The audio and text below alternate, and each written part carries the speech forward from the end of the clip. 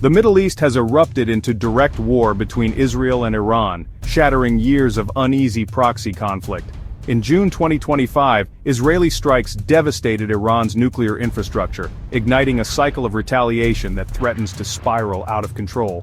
The world watches anxiously as President Trump faces the ultimate test supporting Israel while avoiding another endless American war. With diplomacy off the table and options dwindling, Trump is forced to confront a crisis that could redefine his presidency and the region's future. At first, President Trump pushed for restraint, rejecting Israel's secret proposal to assassinate Iran's supreme leader. He argued such an act would trigger uncontrollable escalation, especially since no American lives had been lost.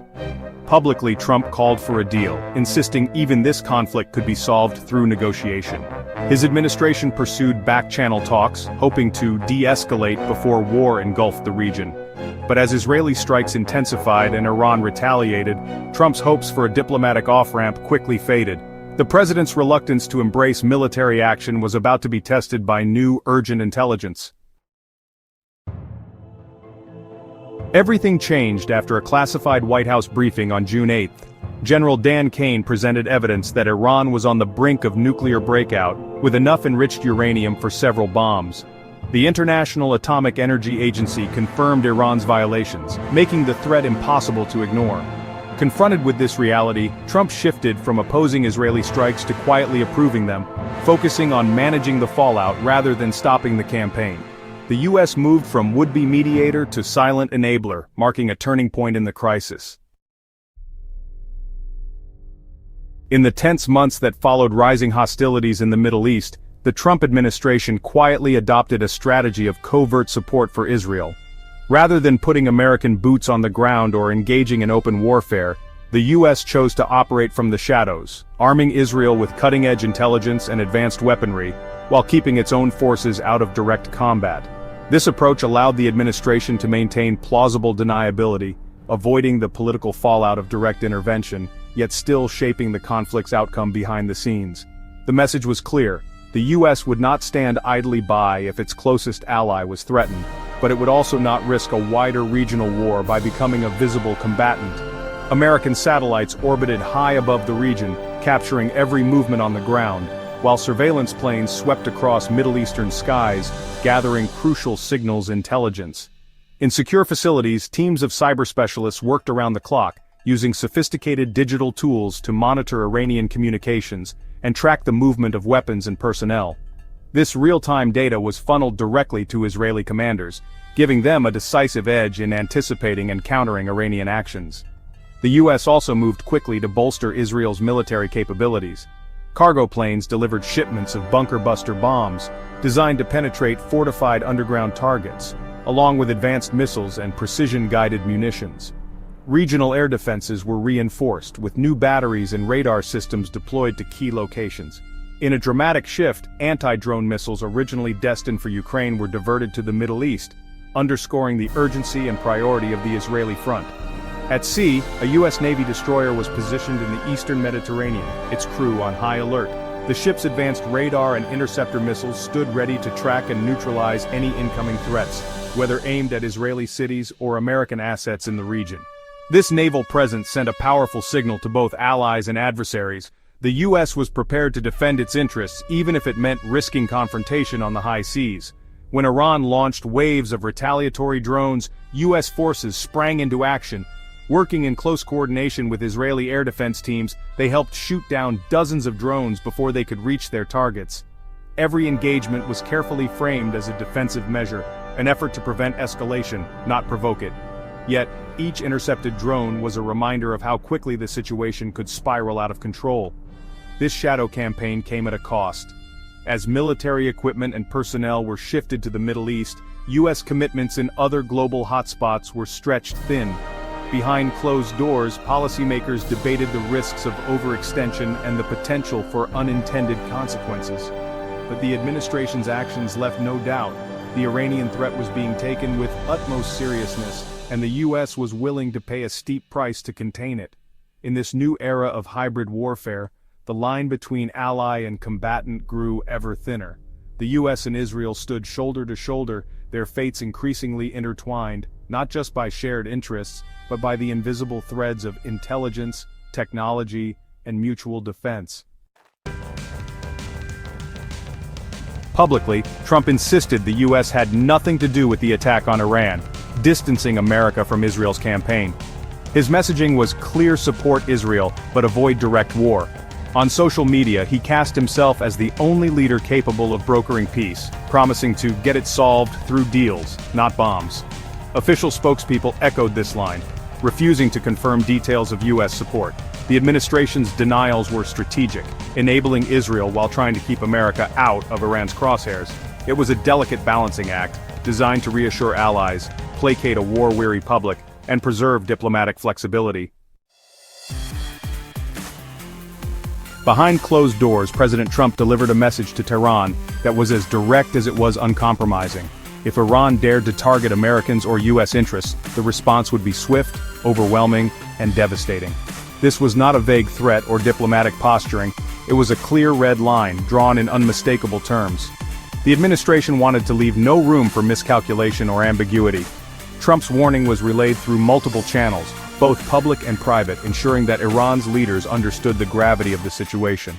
The stakes were enormous, and the world was watching to see how Tehran would respond. To back up his words, Trump ordered a visible show of force. Bomber task forces were deployed to key bases in the region, and US Navy carrier strike groups were repositioned in nearby waters. The skies above the Middle East buzzed with the activity of military aircraft, all designed to send a message. The United States was ready and willing to act if provoked. This was no bluff. The Pentagon's moves were calculated to make the threat credible, not just to Iran, but to any actor in the region considering escalation. Publicly, Trump made it clear that while Israel's war was its own, the United States would not tolerate any attack on its citizens, diplomats, or military personnel. The message was simple and unmistakable. Any strike on US interests would trigger a devastating retaliation, one that could reshape the balance of power in the region. Embassies were fortified and security was ramped up at American facilities worldwide. Allies and adversaries alike took note of the administration's resolve. Inside military command centers, American officers monitored the situation around the clock, tracking every movement and signal from Tehran. Maps of the Middle East lit up with shifting deployments and intelligence updates. The goal was clear: to deter Iran from making a catastrophic miscalculation, and to keep the conflict from spiraling out of control. The administration's strategy was to draw a bright red line, one that, if crossed, would bring consequences too severe to contemplate. Across the region, US forces were placed on high alert. Convoys moved under heavy guard, and the Pentagon braced for any sign of escalation. The message to Iran was unmistakable: the cost of attacking Americans would be unthinkably high. Trump and his advisors believed that by making the risks clear, they could prevent the war from spreading beyond its current borders. The administration's approach was a delicate balancing act. In public, officials issued denials and downplayed the risk of war, hoping to avoid panic and maintain diplomatic flexibility. Behind the scenes, however, private threats and warnings were delivered with unmistakable force. It was a high-stakes gamble, one that required nerves of steel and constant vigilance. As tension simmered, the fate of the region, and perhaps Trump's own presidency, hung in the balance. Would Iran heed the warning and step back from the brink? Or would the red line be crossed, plunging the Middle East into a wider and even more dangerous conflict? The world waited, holding its breath as history teetered on a knife's edge. Trump's response to the Israel-Iran war is pure America first: support allies, but avoid new wars. He views the conflict as a regional fight, not America's to lead, and refuses to risk US lives unless directly threatened. Intelligence and defensive aid to Israel are calculated moves, helping an ally neutralize a threat without American boots on the ground. The line is clear: assist, but don't intervene.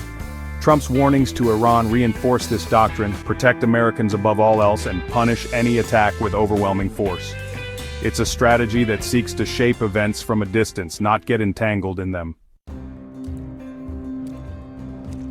Domestically, Trump faces a Republican base that is more fractured than ever before. On one side, there are the hawks, those who demand a forceful, uncompromising response to threats abroad. They see American strength as a deterrent, and believe that any sign of hesitation could embolden adversaries and weaken the nation's standing on the world stage. These voices are loud, influential, and often dominate the headlines, pushing for decisive action and a show of military might. On the other side are the MAGA loyalists, a core part of Trump's support, who insist on restraint and caution. They argue that endless foreign entanglements have cost America dearly, both in lives and resources, and that the country's focus should remain firmly on domestic priorities. For them, America first means avoiding new wars and putting the needs of American citizens above all else. Traditional conservatives, meanwhile, maintain that the United States has a moral and strategic obligation to stand shoulder to shoulder with Israel, especially in times of crisis. They see the alliance as a cornerstone of American foreign policy and believe that unwavering support is essential for stability in the region. But non-interventionists, including libertarians and some younger conservatives, warn against repeating the mistakes of the past. They caution that deeper involvement in the Middle East could drag the U.S. into another costly quagmire with unpredictable consequences and no clear exit strategy. In response, Trump has crafted a policy of limited indirect support, one that aims to satisfy both camps. He's tough on Iran, signaling strength and resolve, but stops short of committing American troops to a new conflict. Instead, he opts for targeted military aid and strong rhetoric, hoping to project power without risking escalation. By arming Israel and calling for diplomacy, Trump tries to walk a fine line. He wants to reassure allies and deter adversaries, while also signaling to his base that he won't be drawn into another endless war. This balancing act is delicate. Trump must appease the hawks who demand action without alienating the anti-war supporters who helped propel him to power. Every decision is scrutinized, and every move risks backlash from one faction or another. The president is acutely aware that a single misstep could fracture his coalition. The stakes are high, not just for his foreign policy agenda, but for his political future as well. If he leans too far in either direction, he risks political fallout at home. The divisions within his base could spill over into open conflict, threatening his grip on the party and his chances in the next election. Ultimately, Trump's balancing act is as much about domestic survival as it is about foreign policy. Every choice is a calculation, weighing the demands of his supporters against the realities of global politics. For now, he manages to hold his base together, keeping the coalition intact through a mix of rhetoric, policy, and political instinct. But the margin for error is razor thin, and the next crisis could test the limits of his strategy like never before. Trump's handling of the Israel-Iran war is a high-wire act, supporting an ally while avoiding the trap of direct intervention. He delivers covert aid and overt warnings, hoping to contain the conflict and protect American interests.